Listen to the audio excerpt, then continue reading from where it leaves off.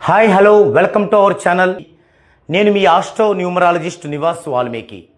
క్రితం వీడియోలో మనం అష్టకవర్గ అంటే ఏమిటి, దాని ప్రాధాన్యత ఏమిటి, దాని ద్వారా ఏ విషయాలని ఒక పర్సన్కి సంబంధించి తెలుసుకోవచ్చు పాయింట్ ఆఫ్ రేంజ్లో అనే విషయాలని డిస్కషన్ చేస్తూ మనకి సర్వాష్టకవర్గు వచ్చేంత వరకు అష్టకవర్గుని ఫార్ములా టేబుల్తో మనం ఎలా వేసుకోవాలి మాన్యువల్గా అనే విషయం చెప్పుకున్నాం. ట్రెడిషనల్ ఆస్ట్రాలజీలో ఎందుకు తీసుకోకూడదో కూడా చెప్పుకున్నాం. ఓకే, ఈ విధంగా మనకి అష్టకవర్గు వచ్చింది. ఇప్పుడు ఇది మనం ఇందిరాగాంధీ గారిని ఉదాహరణగా తీసుకొని చేశాం. అయితే ఇప్పుడు ఇందిరాగాంధీ గారి వివాహం ఎప్పుడు జరగాలని ఉంది, దీని ద్వారా న్యాచురల్గా ఎప్పుడు జరిగింది, అలాగే ఇందిరాగాంధీ గారి మొదటి సంతానం ఎప్పుడు కలగాలని ఉంది, ఎప్పుడు కలిగింది, అలాగే రెండో సంతానం ఎప్పుడు కలగాలని ఉంది, ఎప్పుడు కలిగింది, ఈ విషయాలను చూద్దామండి. దీన్ని బట్టి మనం ఎవరైనా సరే ఈ విధంగా తెలుసుకోవడానికి వీలుంటుంది. అయితే ఇక్కడ మరణానికి సంబంధించిన విషయాన్ని నేను ఇప్పుడు చెప్పటం లేదు, ఎందుకంటే అది ఒక ప్రత్యేకమైన వీడియోగా చేయాలి. అంటే వీటిలాగా ఒక ఫిక్స్డ్ ఫార్ములాస్ ఉండవు, వాటిని కొంచెం బ్రాడ్గా చేయాలి. అందుకని థర్డ్ పార్ట్లో నేను దాన్ని వివరించే ప్రయత్నం చేస్తాను. ఇప్పుడు ఇవి చూద్దామండి. ఓకే, ఇప్పుడు మనకి ప్రతి అంశానికి కూడా వివాహము, మొదటి సంతానం జననము, రెండో సంతానం జననము, ఇలా ఏ భావాలను చూడాలో లిస్ట్ ఉంటుంది మన దగ్గర. వివాహానికి 2, 7, 11 భావాలు, మొదటి సంతానానికి 2, 5, 11 భావాలు, రెండవ సంతానానికి 2, 5, 7, 11 భావాలు, ఈ విధంగా మనకి పెద్ద లిస్టే ఉంటుంది. అలాగే డైవర్స్కి ఏంటి, జాబ్కి ఏంటి, ప్రమోషన్కి ఏంటి, ఈ విధంగా ప్రతిదీ. అలాగే డిసీజ్ ఉంటే ఫలాని డిసీజ్కి ఏంటి, ఇలా ప్రతిదీ ఉంటుంది. ఓకే, ఇప్పుడు వీటిని పరిశీలిద్దామండి మనం. మొదటగా వివాహం అనే విషయాన్ని చూద్దామండి. వివాహం ఇది చూడటానికంటే ముందు మనం ఏం తయారు చేసుకోవాలంటే వీరి యొక్క లగ్నం సింహం, లగ్నం సింహం, దీనికి అధిపతి రవి, ఈయన యొక్క వైబ్రేషన్ 1, ఇవి రాసుకోవాలి. జనరల్గా గ్రహముల మొత్తం వైబ్రేషను 41. ఈ 41కి 1 కలిపితే మనకి మొత్తం వైబ్రేషన్ వస్తుంది 42. ఇలా తయారు చేసుకోవాలి ఎవరికి వాళ్ళకే మనం. 42 అనేది గ్రహాలు ప్లస్ ఈ యొక్క లగ్నం యొక్క మొత్తం వైబ్రేషన్. కానీ మనకున్న సర్వాష్టకవర్గులో అన్ని గ్రహాల వైబ్రేషన్ 429. ఈ 42 429ని దీన్ని ఇక్కడ ఉపయోగించాలి మనం. అదే ఇంకొకరికి సింహలగ్నం కాకుండా కన్యా లగ్నం రావచ్చు, దాని అధిపతి బుధుడు, దాని యొక్క వైబ్రేషన్ 5, అప్పుడు ఇక్కడ 5 వస్తుంది, అప్పుడు 41, 5, 46 వస్తుంది. కొంతమందికి ఇక్కడ మేష లగ్నం రావచ్చు, మేషానికి అధిపతి కుజుడు, కుజుడు యొక్క వైబ్రేషను 6, సో అప్పుడు ఇక్కడ 6 వస్తుంది లగ్నం దగ్గర. ఇక్కడ 40, ఇది 41 మారదు, 41 + 6 47 అవుతుంది. ప్రజెంట్ ఇందిరాగాంధీకి గ్రహముల మొత్తం వైబ్రేషన్ 42, అసలు జెన్యున్గా ఉన్న వైబ్రేషన్ 429. సో ఈ రెండింటిని ఉపయోగించాలి మనం. ఇప్పుడు మనకి వివాహానికి చూడాల్సిన భావాలు ఏంటి, 2వ భావం, 7వ భావం, 11వ భావం. 2వ భావం, 7వ భావం, 11వ భావం ఇక్కడ మనం రాసుకోవాలి. ఈ భావాలకి ఎంతెంత బిందువులు ఉన్నాయి, ఎన్నో భావానికి ఏ బిందువు ఉందో రాసుకోవాలి. మనకిక్కడ సింహంలో రాశి చక్రం చూడాలి. మనకిక్కడ ప్లేసు లేదు కాబట్టి అది తీసేసాం, కానీ అది కూడా మన దగ్గర ఉండాలి. ఇప్పుడు చెప్పేటప్పుడు మీరు దాన్ని స్క్రీన్ షాట్ తీసుకొని క్రితం వీడియోలో ఇందిరాగాంధీ గారి రాశి చక్రం మీ దగ్గర ఉండాలి. ఇప్పుడు ఇక్కడే ఉంది 2వ భావం, 2వ భావం ఎక్కడుంది వరకు ఇక్కడే ఉంది. 1, 2 భావాలు సింహంలోనే ఉన్నాయి. అంటే 2వ భావం ఎంత అవుతుంది, ఇప్పుడు 37 బిందులు అవుద్ది. 1వ భావం అయినా 37 బిందులు అవుద్ది, 2వ భావం అయినా 37 బిందులు అవుద్ది. ఇక్కడ 2వ భావం అంటే 37 బిందువులు అది. మరి 7వ భావం ఇది 2 అయింది, తర్వాత మనకి ఇక్కడ 3 వస్తుంది, డైరెక్ట్గా 5 లేదు, ఇక్కడ 4 వచ్చింది, 5, 6, 7 అంటే 7, 8 ఇందులోనే ఉన్నాయి. 7వ భావం 31 బిందువులు. మీకు అక్కడ రాశి చక్రం చూస్తేనే అర్థమైంది, లేకపోతే కన్ఫ్యూజ్ అవుద్ది. ఇది 7 అయిపోయింది. నెక్స్ట్ 11, 7, 8 ఇక్కడే ఉన్నాయి. 9 తర్వాత ఇది గ్యాపు 10, 11 ఇది 11వ భావం 38 బిందువులు. ఇది ఇలా అన్ని బిందువులు రాసుకోవాలి. రాసుకుంటే 8, 1, 9, 9, 7, 16, 6, 1, 10 మొత్తం 106 బిందువులు వచ్చినాయి. ఇప్పుడు వయస్ సూచి కనుక్కోవాలి. వయస్ సూచి అంటారు. అదేంటంటే ఫార్ములా ఇక్కడ వచ్చిన మొత్తం బిందువులు అంటే 106 ఇంటూ ఇక్కడ వచ్చిన ఈ యొక్క 42/429 42/429 ఇది ఎంత అనేది మనం క్యాలిక్యులేషన్ వేసుకోవాలి. క్యాలిక్యులేటర్ ఉపయోగించవచ్చు. ఇక్కడ మనం చేసుకోవడం కంటే క్యాలిక్యులేటర్ ఉపయోగించే ఇక్కడ ఎంతో మనం ఫిగర్ రాసుకోవచ్చు. క్యాలిక్యులేటర్ ద్వారా చేయండి. మనం హెచ్వేతల ద్వారా చేసినప్పుడు ఏమవుతుందంటే కొంచెం పాయింట్లో మనకి కన్ఫ్యూజ్ అయ్యే అవకాశం ఉంటుంది. కాబట్టి ఇక్కడ మీరు క్యాలిక్యులేటర్ ఉపయోగించుకోవచ్చు అనమాట. వయస్సూచి అంటే ఇక్కడ వివాహానికి సంబంధించిన బిందువులు ఇంటూ ఇక్కడ మనం ముందుగా తయారు చేసుకున్నాం మొత్తం బిందువులు బై టోటల్ సర్వాష్టకోరుకు బిందువుల సంఖ్య అనమాట. అంటే 106 ఇంటూ 42/429 దీనికి ఎంత వచ్చిందో చూద్దామండి. 10.3 కంప్లీట్గా మొత్తం చెప్పండి. ఇక్కడ 106 ఇంటూ 42/429 ఇస్తే ఎంత వస్తుంది? 10.377.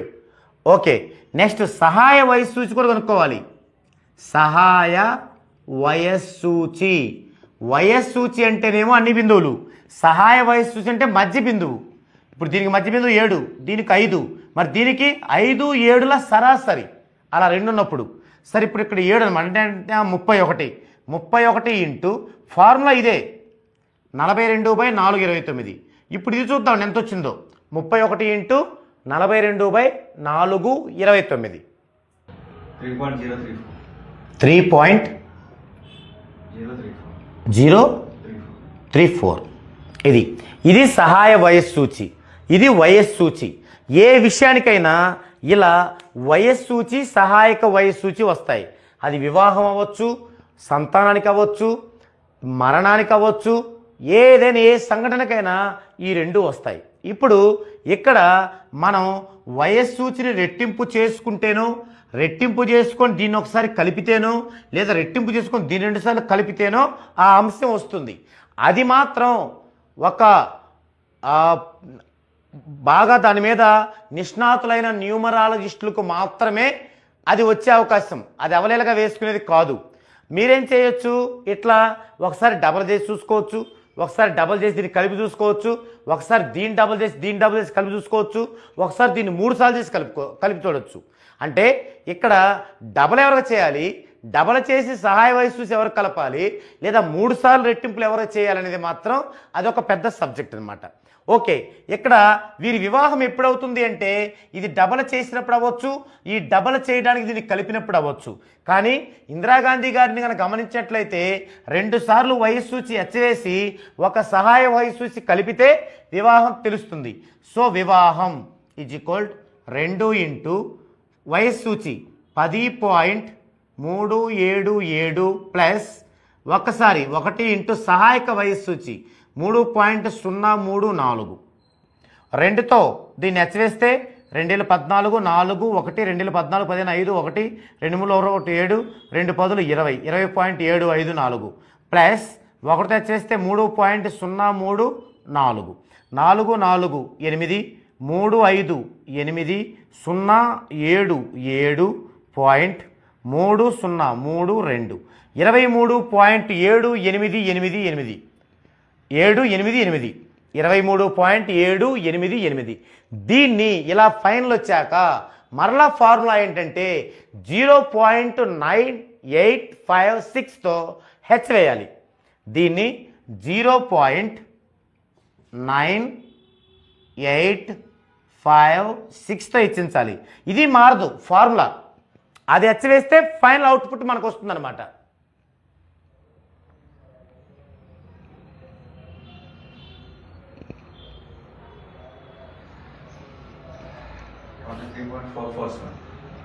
ట్వంటీ 3.44. ఇది ఇన్ని ఇయర్స్లో తనకి వివాహం అవ్వాలి అంటే 23 దాటింది అంటే 24వ సంవత్సరం తనకి వివాహం అవ్వాలి. ఓకే, మరి యాక్చువల్గా ఎప్పుడు వివాహం అయిందో చూద్దామండి. 26/3/1942లో అయింది. ఆమె బర్త్డే ఎప్పుడు 19/11/1917. ఇప్పుడు చూద్దామండి. 26లో 19 పోతే 7 డేట్స్, సంవత్సరం ఒక తప్పు వస్తే ఒక సంవత్సరం అంటే 12 నెలలు వస్తుంది. 12 3 15, 15లో 11 పోతే 4, ఇటు ఒక సంవత్సరం వచ్చిందంటే 41 ఉంటుంది. 11లో 7 పోతే 4, ఇక్కడ ఎంత 3 ఉంటుంది, 3లో 1 పోతే 2. ఆమెకి వివాహం ఎప్పుడైంది? 24 సంవత్సరాల 4 నెలలకైంది వివాహం. మరి ఇక్కడ ఎప్పుడు కావాలని ఉంది? 23 సంవత్సరాలు దాటాక, అంటే ఎంత? 40 నెలల కంటే సుమారుగా ఒక 5 నెలలు, అంటే 23 సంవత్సరాల 5 నెలలకి వివాహం కావాలని ఉంది. కానీ ఎప్పుడైంది? 24 సంవత్సరాల 4 నెలలకైంది. అంటే ఎంత డిఫరెన్స్ ఉంది దీనికి? ఇక్కడ ఒక 7 11 నెలల డిఫరెన్స్ ఉంది. 11 నెలల డిఫరెన్స్. ఇప్పుడు మనం విషయానికి వద్దామండి. మనం ఏం చెప్పుకున్నాం? ఎగ్జాక్ట్గా లైఫ్లో ఒక పర్సన్కి జరగాల్సిన పాయింట్ ఆఫ్ రేంజ్లో ఎగ్జాక్ట్గా జరగాలని ఉంది కదా. మరి ఇప్పుడు ఇందిరాగాంధీ గారి వివాహానికి ముందు మన దగ్గరికి వచ్చి ఇలా వేస్తే మనం ఏం చెబుతాం? ఆమెకి మీకు 23 సంవత్సరాల 5 నెలలకి వివాహం జరిగిద్దని చెబుతాం. కానీ ఎప్పుడు జరిగింది? 24 సంవత్సరాల 4 నెలలకి. ఎందుకు అలా జరిగింది అంటే, ఇక్కడే మీకు నేను చాలా వీడియోల్లో చెప్పాను. లక్కీ మొబైల్ నెంబర్ గురించి అప్పుడు చెప్పాను. ఏం చెప్పాను? మనకి ఏది పని చేయాలన్నా నెగిటివ్ న్యూట్రల్ అవ్వాలి, 14 డైమెన్షన్స్లో నేమ్ ఉండాలి, జన్మ వైబ్రేషన్లో జర్నీ చేయాలి. మరి ఇందిరాగాంధీ గారు ఉన్నప్పుడు ఇవి లేవు కదా. అంటే నెగిటివ్ ఆమెకు ఉంది ఆల్రెడీ. ఆమె ఎన్నో ఇబ్బందులు పడ్డది ఆ నెగిటివ్ ద్వారానే. నెగిటివ్ ఉంది కాబట్టే ఈ యొక్క డిఫరెన్స్ అనేది మనం చేసిన దానికి అక్కడ జరిగేదానికి డిఫరెన్స్ అనేది వస్తుంది. గతంలో ట్రెడిషనల్గా ఆస్ట్రాలజీలో కూడా ఇదే సమస్య ఎదురైంది. ఏమైంది? మనం వింశోత్తరి దశల ప్రకారం ఫలాని దశలో మీకు వివాహం జరిగిద్దంటే జరగదు. 1 సంవత్సరమో 2 సంవత్సరాలు అన్నిటి జరిగేది. కారణం ఏంటి? అది ఫార్ములా అయినప్పటికీ కూడా నెగిటివ్ అలాగే ఉంది. ఆ నెగిటివ్ పోలేదు. సో ఇప్పటికైనా మీకు అర్థం కావాలి, మనకి ఏది జరగాలన్నా, ఏ ఫార్ములా మన మీద పని చేయాలన్నా మనము ఫుల్ పాజిటివ్గా ఉండి తీరాల్సిందే. అప్పుడే అది ఎగ్జాక్ట్గా అవుద్ది. అయితే అవ్వకూడదని లేదంటే ఉంది. ఒక్కోసారి నెగిటివ్ ఉన్నప్పుడు కూడా అవుతుంది. ఉదాహరణకి చిరంజీవి గారిని తీసుకున్నాం, రజనీకాంత్ గారిని తీసుకున్నాం. మరి వాళ్ళకి అలాంటి నేమ్ కరెక్షన్ లేవు కదా. లేకుండా లెజెండ్ ఎలా అయ్యారు? వాళ్ళు 37 డిగ్రీ లోపోలే కదా. ఎందుకు అయ్యారు? అవుతారు. దేనివల్ల? వారి ఫ్యామిలీ మెంబర్స్లో ఉన్నటువంటి ఆ యొక్క ఎనర్జీ వాళ్ళకు వచ్చి అవుతారు. అదేంటి? గుడ్డెద్దు చేలో పడ్డట్టే, పర్టికులర్ కాదు కదా. సో పర్టికులర్గా కనుక అది మనం చెయ్యాలి అంటే ఖచ్చితంగా పాజిటివ్లో ఉండి తీరాల్సిందే. అలాగే ఇప్పుడు వీరికి మొదటి సంతానం ఎప్పుడు కలగాలని ఉంది, ఎప్పుడు కలిగింది అది చూద్దామండి. మొదటి సంతానము, దీనికి పరిశీలించాల్సిన బిందువులేంటి? 2, 5, 11. ఇప్పుడు 2వ భావం, 5వ భావం, 11వ భావాల్లో బిందువులు చూద్దామండి. మరి 1, 2కి మనకి 37 ఉంది, 37 బిందువులు. ఇక 5వ భావం 1, 2, 3, ఇక్కడ లేదు 4, 5, 5వ భావానికి 28. ఇక్కడ మీకు అర్థం కాదు, రాశి చక్రం చూడాల్సిందే మీరు. ఆ భావాలు చూసేటప్పుడు రోమన్ అంకెలో ఉంటాయి. 11వ భావం, 11వ భావం అంటే ఇక్కడికి వస్తాయి 38. ఇందాక కూడా వేసుకున్నాం. ఇది వివాహానికి సంబంధించి కూడా వేసాం. 8, 16, 7, 23, 3, 2, 4, 10, 103 బిందువులు వచ్చాయి. ఇప్పుడు వయస్సూచి 103 ఇంటూ వీరిది 42/4 29. ఈ ఫార్ములా మారదు. అదే సహాయ వయస్సూచి మధ్యలోది 28 ఇంటూ 42/4 29. ఈ రెండు క్యాల్కులేషన్ చూద్దామండి. 10.08. ఓకే. సహాయ వయస్సూచి 2.741. ఓకే, ఈ విధంగా వచ్చాయి. ఇప్పుడు మనకి ఎప్పుడు సంతానం కలగాలి? మనం వివాహానికి చెప్పుకున్నాం. దీన్ని రెట్టింపు చేసినప్పుడు లేదా దీనికి ఇది కలిపినప్పుడు, రెట్టింపుకు రెట్టింపు కలిపినప్పుడు ఇలా చేసుకోవాలి. అది ఎలాగనేది ఆ చార్ట్ అబ్జర్వ్ చేసినప్పుడు ఒక నిష్ణాతులైనటువంటి న్యూమరాలజిస్ట్కు మాత్రమే అర్థమయ్యే విషయం అన్నమాట. ఇప్పుడు చూద్దామండి. దీన్ని రెండింటిని రెట్టింపు చేద్దామండి. 2 ఇంటూ 10.08 ప్లస్ 2 ఇంటూ 2.741. 2 ఇందులు 16, 2 పదులు 20 ప్లస్ 2 1 2 2 4 8, 2 14 4 1, 2 4 1 5, మొత్తం కలిపితే 2 8 14 4 1 5 1 6 25 25.642. ఇప్పుడేం చేయాలి దీన్ని 0.9856తో హెచ్ వేయాలి. ఇది ఫార్ములా చెప్పుకున్నాం మనం. 25.642 ఇంటూ 0.9856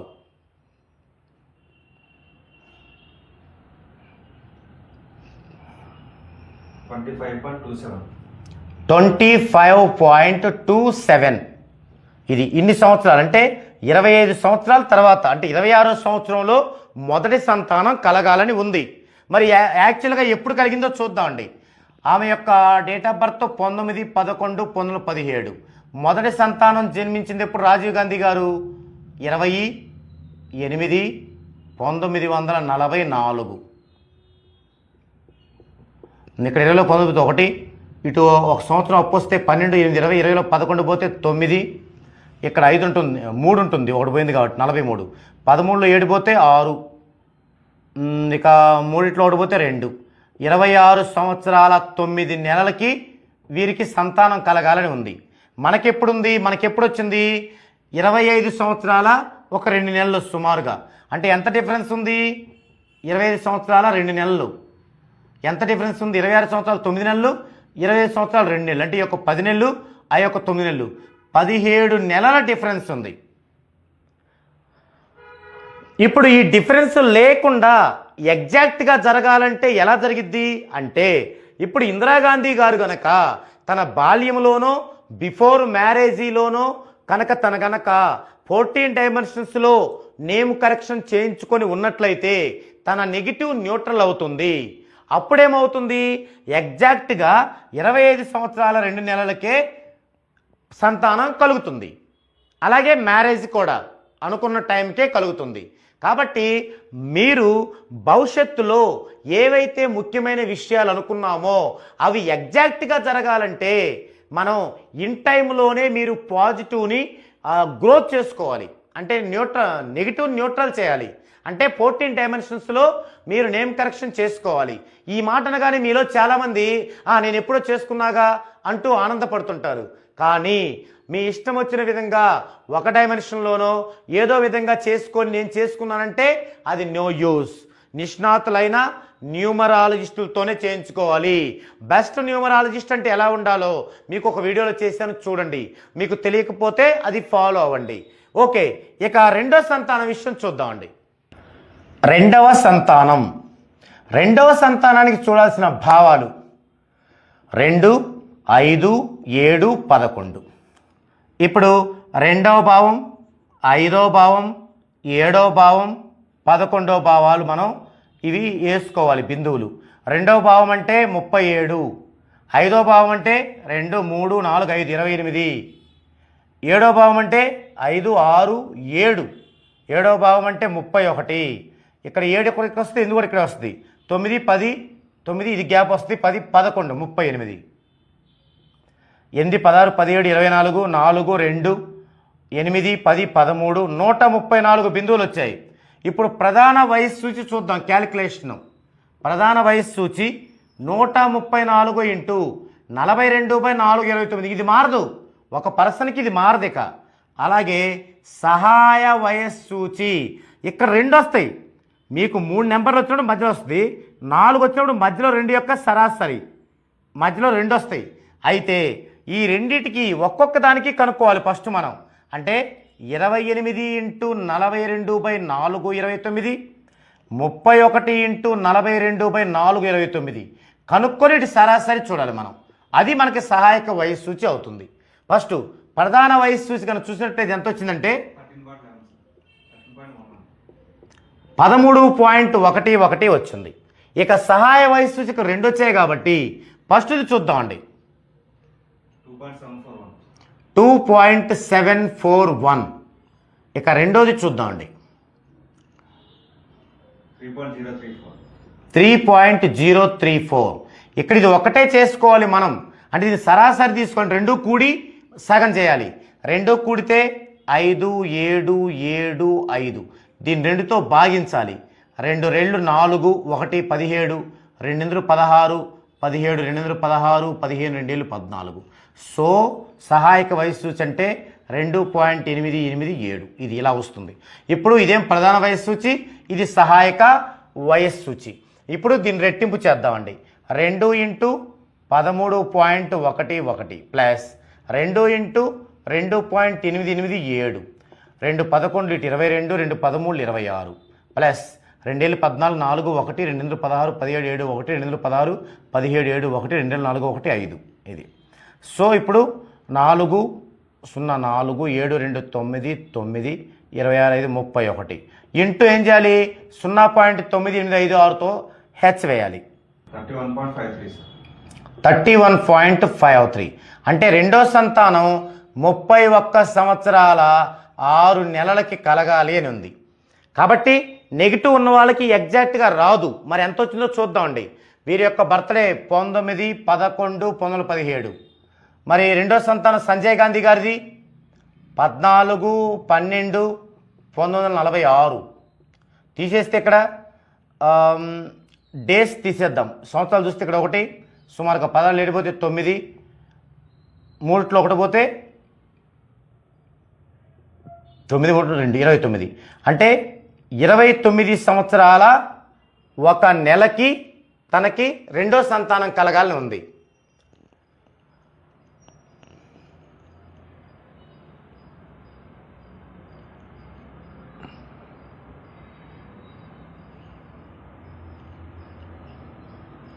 ఇందాక ఫస్ట్ సంతానం మనకి 26 సంవత్సరాలు చిల్లర, ఇక్కడ 29 సంవత్సరాలు చిల్లర ఉంది. కానీ ఎగ్జాక్ట్గా మనకి ఎంతకు వచ్చింది 31కి కలగాలని ఉంది. అంటే ఇక్కడ 29 11 11 ఇది 1 నెల 30 మొత్తం సంవత్సరం 7 నెలల డిఫరెన్స్తో జరిగింది. ఈ డిఫరెన్స్లన్నీ కూడా మనకెందుకు ఉపయోగపడుతుంది, అసలు ఈ ఎగ్జాంపుల్ మనకు ఎందుకు ఉపయోగపడుతుందంటే మనం గనక 14 డైమెన్షన్స్లో నేమ్ కరెక్షన్ చేయించుకొని మనం గనక జన్మ వైబ్రేషన్లో జర్నీ చేస్తే ఇలా గనక క్యాల్కులేషన్ చేసుకుంటే ఎగ్జాక్ట్గా మనకు జరగాల్సిన దానికే జరుగుతూ వస్తుందన్నమాట.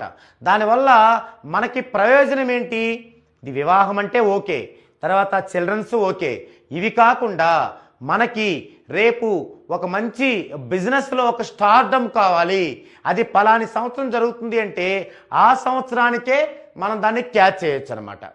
ఈ విధంగా ఇంకొకటి మనకి దీంట్లో ఏవైనా మనకి నెగిటివ్స్ ఉన్నాయనుకోండి, ఉదాహరణకి ఏదైనా రోగము ఏదైనా మరణము ఇవన్నీ నెగిటివ్స్.